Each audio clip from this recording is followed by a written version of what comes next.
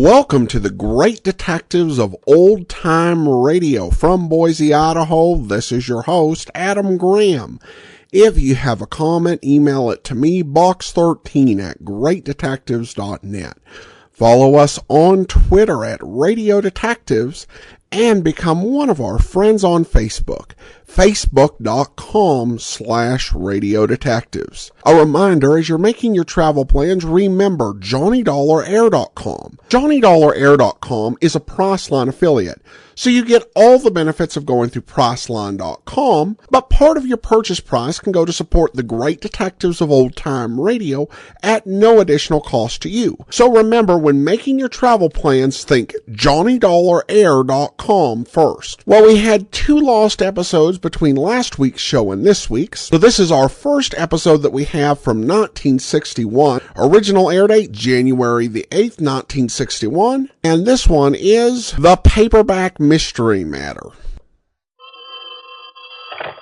Johnny Dollar. Hi, Johnny. This is Fred Frisco. Continental Insurance Company? That's right. In Boston, Mass. Yes? Well, it's nice to hear your voice again, Freddie. Only why doesn't somebody call me from somewhere where it's nice and warm this time of year? Well, I have a little insurance problem that's been making things pretty hot for me. Well, tell me all. Run on over here to Boston, I will. Okay. And, better come prepared. Prepared? What I mean is, well, I may be all wrong, but, well, you usually carry a gun, don't you? Well, of course. Oh. Yes. I see. Yes, Johnny.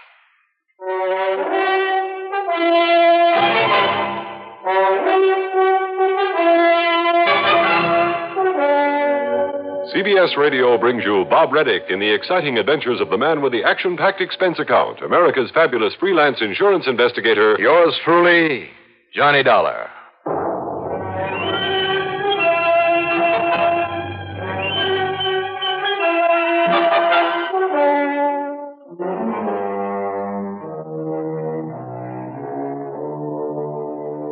Expense account submitted by Special Investigator Johnny Dollar to the Continental Insurance Company, Boston office.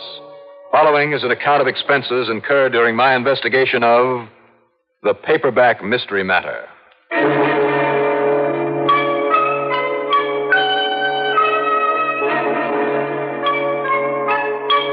I decided it might be smart to have my own car along, so expense account item 1 is $4.20 for a tank full of gas. And less than 4 hours after I talked with Fred Briscoe on the phone, I was in his office on Commonwealth Avenue there in Boston. And then, over a lunch at the famous old Union Oyster House... Is that another half dozen on the half shell, Johnny? Are you kidding? But I sure love the seafood in this town of yours. Who doesn't? But I certainly wish Mr. Gerson would get here. I ought to be back at the office. Gerson, that's your client? Yes, Henry R. Gerson. He wants to tell you all about his worries himself.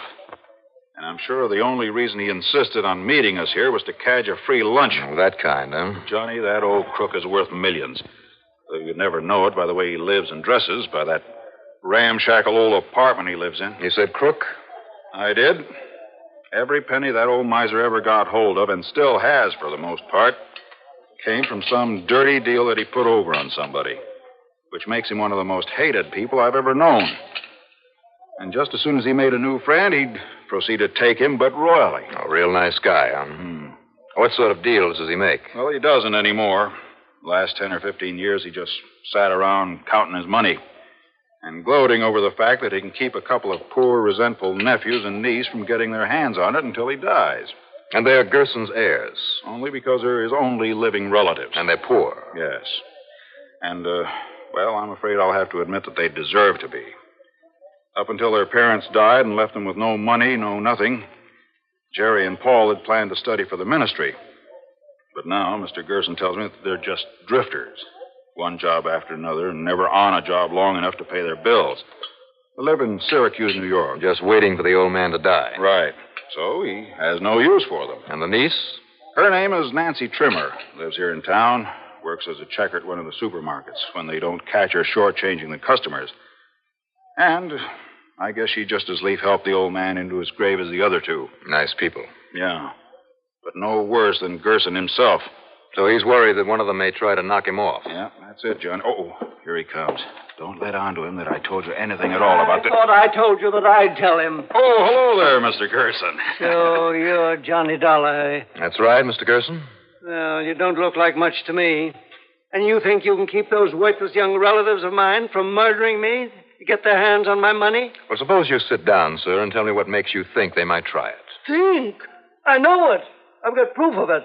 All the proof I need. Oh, what kind of proof? Go on, move over, Briscoe, and let me sit down. Oh, certainly, sir. The least that insurance company of yours can do is to buy me a square meal. Why, of course, I'd be glad to. After all, I give the company over $1,000 a year in premiums on my life insurance, don't I? Something like that. $1,124.12 every year. And the only reason I haven't tried to cash it in is because you'd give me back less than half of what I put into it. Well, now, that isn't All quite right, true, let it go. What's the face value of the policy, Fred?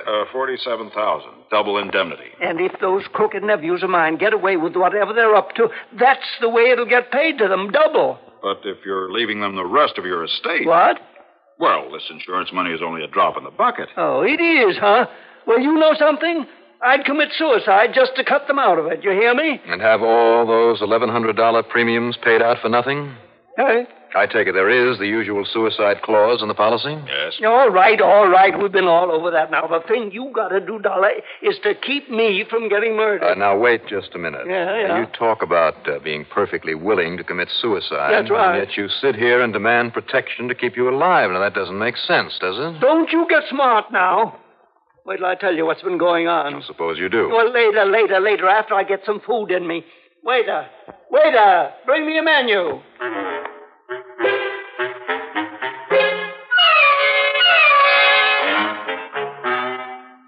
What a crackpot. And he packed away the food as though it were to be his last meal on earth. And he refused to talk further about his problem until he was finished and the bill was paid. By Fred Briscoe, of course. Even then, when I asked him once more about whatever it was that had him worried... Here, in a public place like this? Well, where everybody in town might hear me? You think they don't now? What's that? What did you say? Nothing.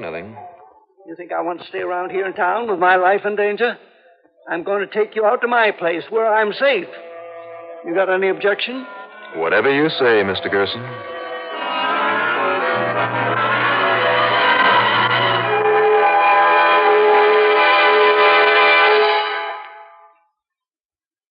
If you can foresee the end of international tension, you're more of an optimist than most people.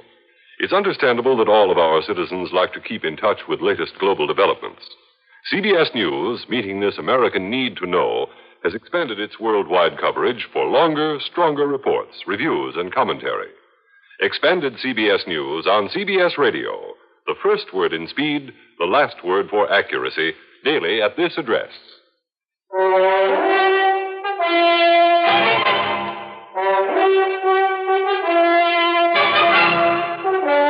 It didn't make sense. If it was perfectly safe for old Mr. Gerson to wander in town and meet us at the Oyster House, why this sudden urge to get on back to his place and lock himself in? Anyhow, after telling Fred Briscoe I'd check with him later, I drove Gerson to his apartment. It was in a wholly undesirable section that I hadn't even known existed. Are there railroad tracks out in back of this place? What's the matter with you? Can't you hear? Well, if you will pardon me for saying it, Mr. Gerson, I got the idea from Fred that you were pretty well off. I am. Of course I am. Yet you live in a dingy place like this, in a neighborhood like this? Is there any reason why I shouldn't? Waste not, want not is my rule. Sure, I got money, plenty of it. A couple of million, if you want to know. That's no reason I got to throw it away on high living, is it? 2 locks on the door? That's right. And double locks on the windows. I put them on myself. Even nailed up the transom there over the door. As long as I'm here, I'm safe. You sure are. I got plenty of food in there. And if I run out of it before you can put a stop to all this nonsense, well, you can bring me some more. Well, now, you still haven't told me. All right. Sit down, Dollar, now. I'll tell you why I know that one of my nephews, or maybe it's my niece, why one of them is going to try and kill me. And just to get their dirty hands on my money. You sit on the chair now. I'll sit on the bed. Well? Look here. If these aren't proof If these warnings aren't proof they're going to kill me, I'd like to know what it is. Philippians 2:12. Yes, that's from the Bible. You know your Bible? Well, I'm afraid I don't recognize that part. Well, I looked it up. And you know what it says in that chapter and verse? It says, work out your own salvation. Well, I'd hardly call that a threat. I would. And the second one came in the mail. Same neat kind of typing. No name signed on them.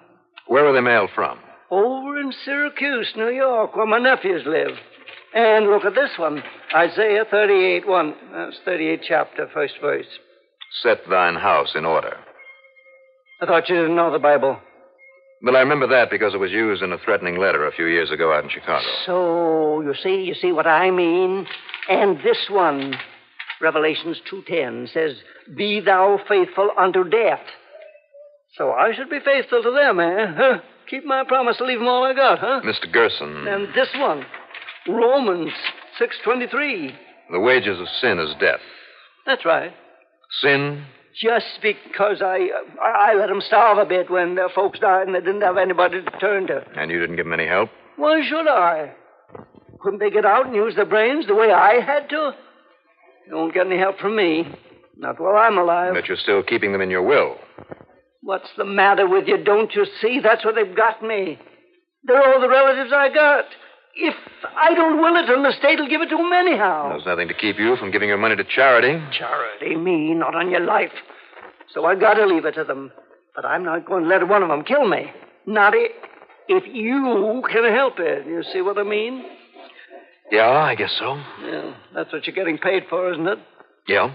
Listen, boy, now either you lock up those rotten kids and throw a scare in them that'll keep them from murdering me, or else you got to stay here and protect me. Now, wait a minute. These quotations from the Bible. I tell you, they're threats. That's as plain as the nose on your face. Didn't Fred say that one of the boys had planned to study for the ministry? The ministry? Phooey. What boy in his right mind would ever spend his whole life... Sure. That proves the notes came from one of those boys. Which one? Well, how should I know? They both had that crazy preacher idea up till the folks died off. Well, then I guess I'd better look them up. Go ahead. Then you come back here and look after me. Because while you're gone, I'm staying locked up tight here in this apartment. You do that.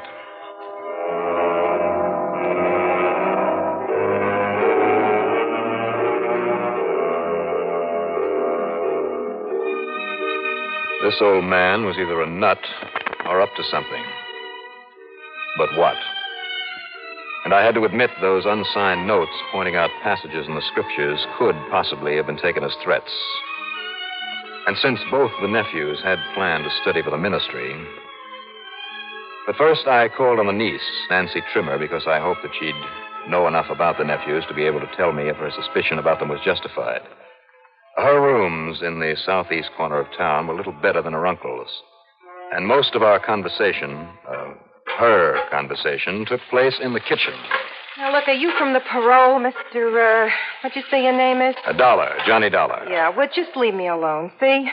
So maybe I did make a little mistake helping myself to some of the groceries in that job I had before. Miss Trimmer. But this new job, I'm playing it straight and I'm keeping my skirts clean. Yes, I'm sure you are. See, that's a laugh, keeping your skirts clean, sweeping out the back end of a warehouse. Look, what I mean is, why don't you guys leave me alone, huh? Why you got to come around here checking up on me? But I'm not. Persecution, that...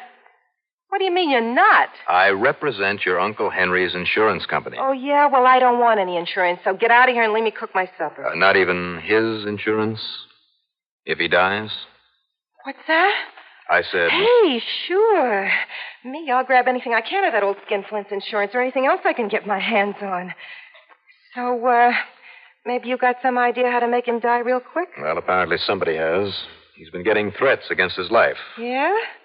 Well, I hope whoever it is means it. You know who's doing it? No, not yet.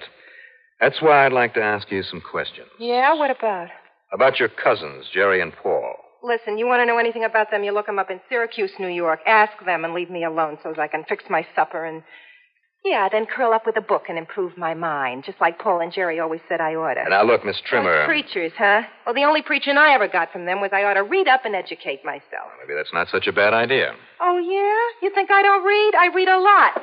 You see him in there? All those books? You mean all these paperbacks? So what's the matter with reading that stuff? You want to know the truth? The only reason I sit around here with them every night is account I can't afford to buy a lot of fancy clothes and be out on the town with a lot of fancy sports like you. Miss Trimmer, if you'll stop talking Well, for a minute. I don't like sports like you anyhow. All I like is me, see? I like my company better. So if you'll just get out of here and leave me alone. Then you're not interested in the threats against your uncle? Not unless somebody carries him out. Now will you leave me alone?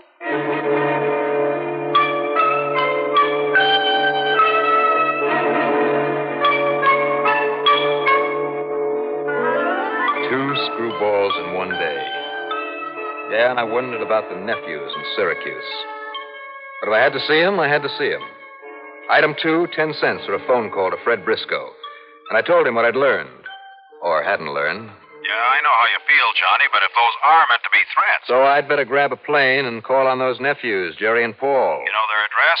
Old man Gerson gave it to me. Good. And, you think he's perfectly safe there alone, huh? I could call the police in on this. Not even the police could get into this apartment of his without busting down the door, so don't worry about him. I'll see you when I get back. Okay, Johnny. Whatever you say.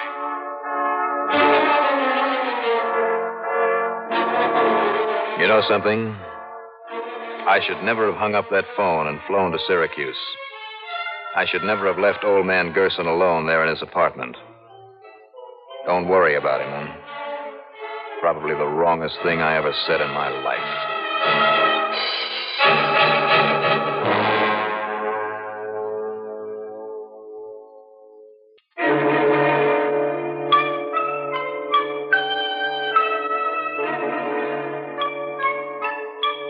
Item 3, 95 cents for a cheese sandwich and a cup of coffee at the Logan International Airport. That was my dinner. Item 4, 1990, plane fare to Syracuse. Item 5, $6.50 for a cab from Hancock Field to the first-floor apartment out near Sunnycrest Park, where Paul and Jerry Gerson lived. No, I'm Paul, Mr. Dollar. Jerry isn't here. Oh, where is he? Well, to be honest about it, I don't know, but he said he mightn't be back tonight. Oh, he did? But, come in, sir. Thank you. From Uncle Henry's insurance company, did you say? That's right. Oh. Sit down, please. All right. You and Jerry stand to collect quite a bit when your uncle dies, don't you? We don't want it, Mr. Dollar. Oh, you don't? Oh, it's been tough, sir. I won't pretend it hasn't. But Jerry and I have finally earned enough to continue with our studies for the ministry. So we'd have no use for this, well, maybe it sounds a little corny, sir, but that's tainted money. The only way Uncle Henry ever got any money was by cheating people. We don't want any of it. No, it's a very pretty speech, Paul.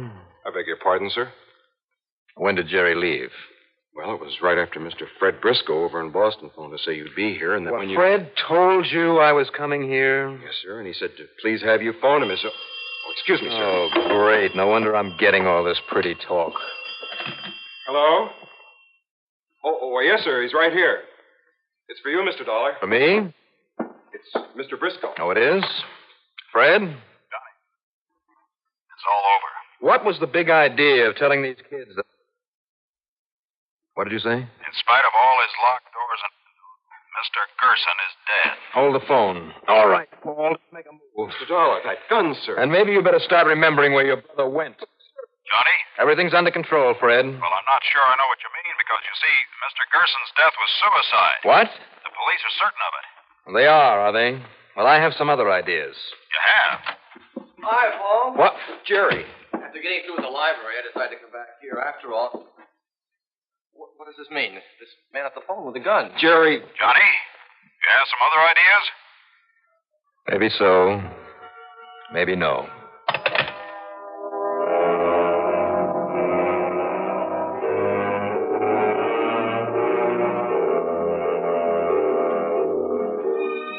So Jerry's sudden appearance knocked everything into a cocked hat.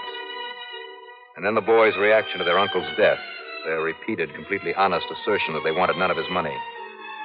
Well, I ended up apologizing to him. But then item 6 is 180 for a call back to Fred. And I tell you, there's no question about it, Johnny. The landlord woke up, smelled the gas, called the police emergency squad, They arrived, broke down the door, and there he lay in bed, in his nightshirt, dead as a doornail. Gas from that heater there in his bedroom? Yeah, and the windows were still closed and locked, so it couldn't have blown out. And all those locks on the door? Locked. So nobody else could possibly have gotten into the room and turned on the gas. In other words, suicide. Okay, Fred. No, wait. Yeah? Was anybody around there to see him after I left him? Well, when I talked with his niece, Nancy Trimmer, Yeah. she told me she'd gone around to beg some money from him earlier. She did, Said that he'd acted very strangely. Fred. And much to her surprise, he gave her some money, and then she left. Then she did it. What? That was no suicide. She murdered him. No, Johnny. That was long before he could have got to bed and turned on the gas. And nobody else could possibly have done it. Any bets? Meet me at the airport.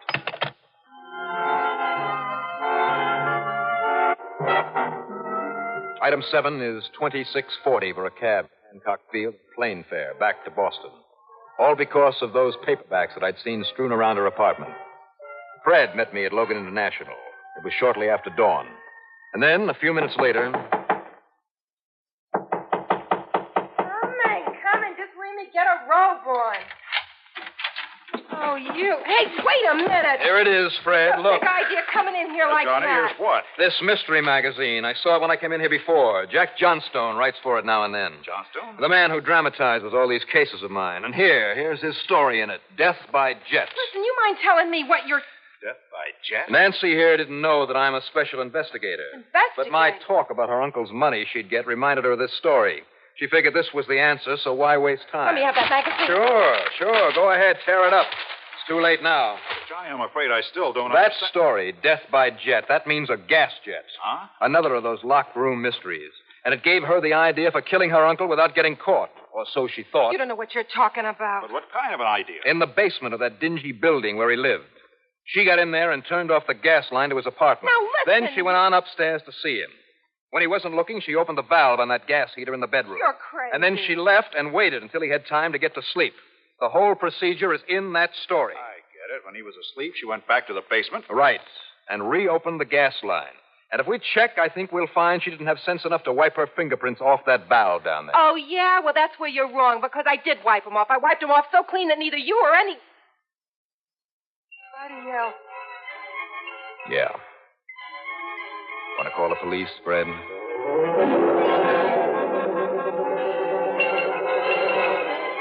So it looks as though the boys will get the old man's fortune whether they want it or not. And his insurance. Build a lot of fine churches with money like that. Expense account total? Call it $70. Yours truly, Johnny Dollar.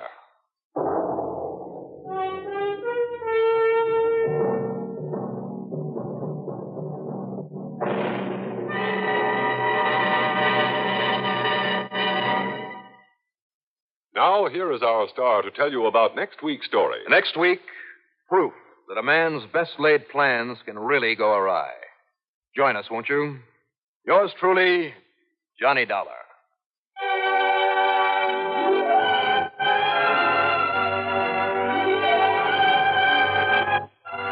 Yours truly, Johnny Dollar, starring Bob Reddick, is written by Jack Johnstone, produced and directed by Bruno Zerato Jr., musical supervision by Ethel Huber.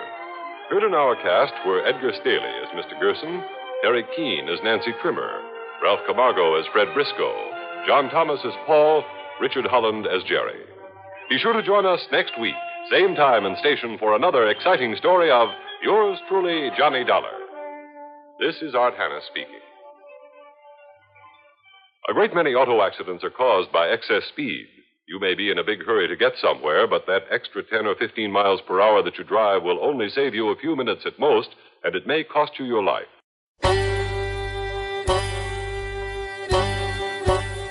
Hi, this is Andrew from OTRWesterns.com. I wanted to invite you to come take a look at our site where we put out podcasts of old-time radio westerns. Check us out at OTRWesterns.com. You're listening to The Great Detectives of Old Time Radio with Adam Graham. Now let's get back into the show.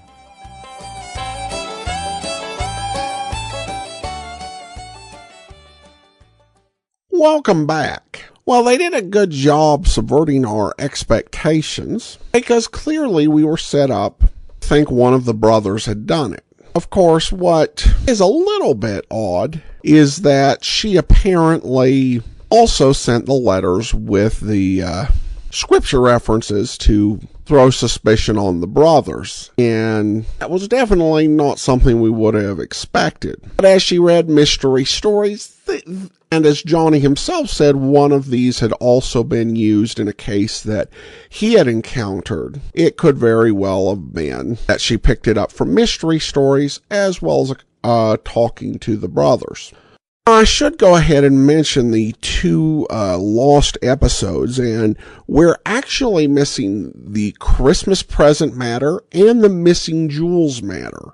The Christmas present matter is the only post-Bob Bailey Christmas episode. And we also only have titles for these episodes. If you read John Abbott's third volume of the Who is Johnny Dollar matter, there are no synopsises on lost episodes from this post-Bob Bailey era. A big reason for that is that the lost episode scripts that John Abbott was able to find were at the Thousand Oaks Library, which contains scripts for productions that were made in Hollywood, as this one was made in New York. There's not a similar repository for East Coast Johnny Dollar scripts. But anyway, those are the two episodes that we're missing, and now we are January 8th, 1961. All right, well, that will do it for today. Join us back here tomorrow for Dragnet. Next Friday, another episode of yours truly, Johnny Dollar. In the meantime, send your comments to